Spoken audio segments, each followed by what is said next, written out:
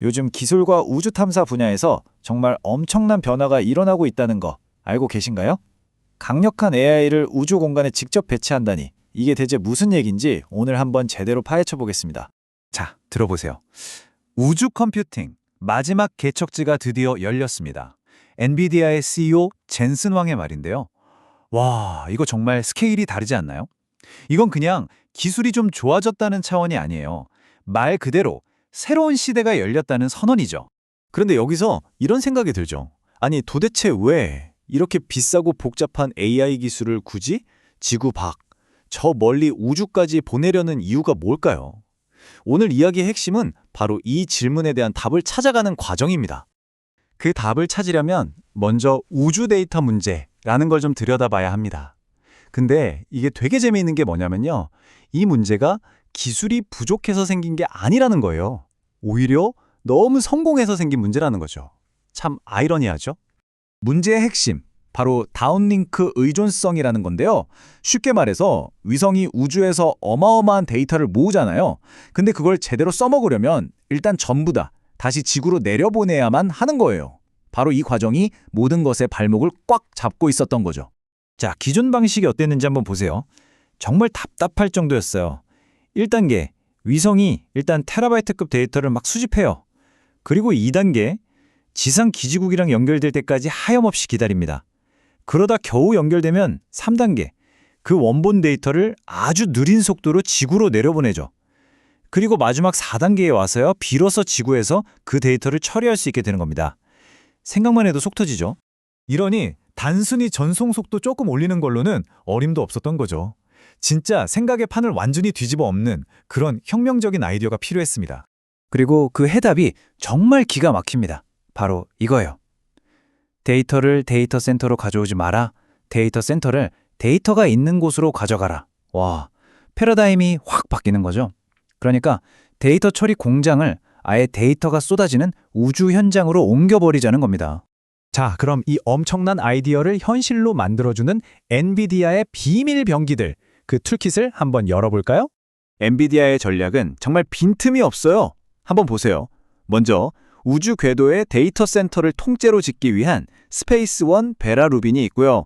각 위성 자체에서 똑똑하게 움직일 수 있게 만드는 엣지 컴퓨팅을 위한 IGX 토르와 제슨 오린이 있습니다.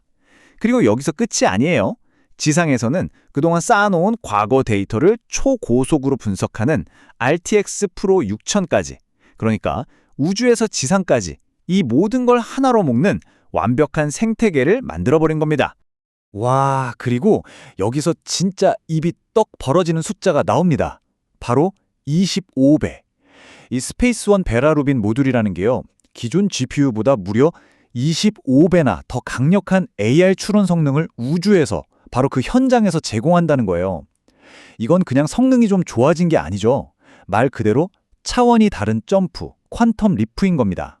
자, 그럼 이게 그냥 계획이나 이론에 그치는 얘기일까요?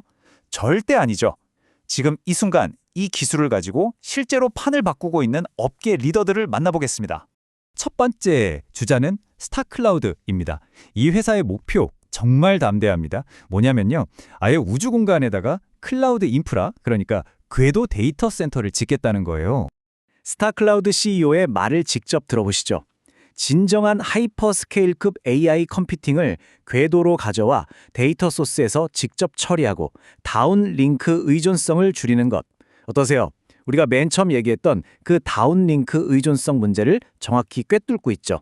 데이터가 있는 곳에서 바로 처리하겠다, 이겁니다. 자, 다음은 플래닛이라는 회사입니다. 여기는 매일같이 지구 전차를 사진으로 찍는 곳인데요.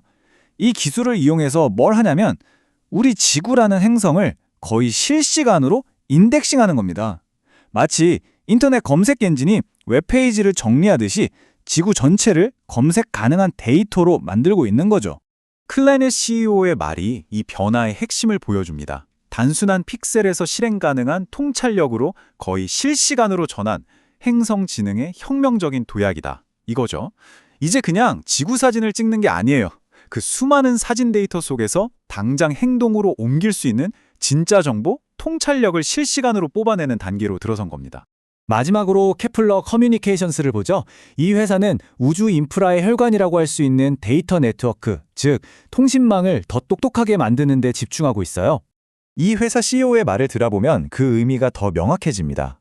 우리 네트워크를 더 스마트하고 효율적인 플랫폼으로 전환해서 지연 시간을 줄이고 전 세계에 안전하고 신뢰할 수 있는 연결을 제공한다.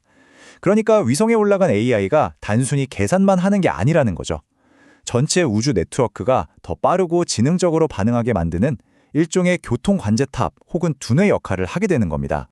자, 지금까지 개별 회사들의 사례를 봤는데요. 그럼 이제 한 걸음 더 물러나서 이 기술적 도약이 만들어낼 더 큰 그림을 한번 그려보죠. 우주에서의 이 변화가 바로 여기 우리가 사는 지구에 어떤 영향을 미치게 될까요?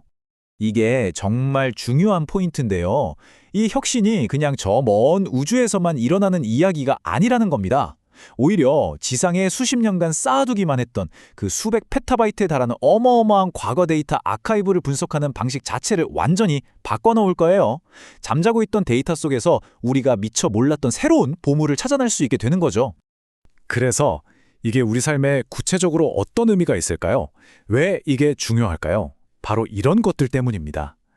예를 들어 산불이나 홍수 같은 재난이 발생했을 때 훨씬 더 빨리 대응할 수 있게 되고요. 기후변화나 날씨 예측도 훨씬 더 정확해지겠죠. 다리나 댐 같은 사회 기반 시설을 더 스마트하게 관리할 수도 있고요.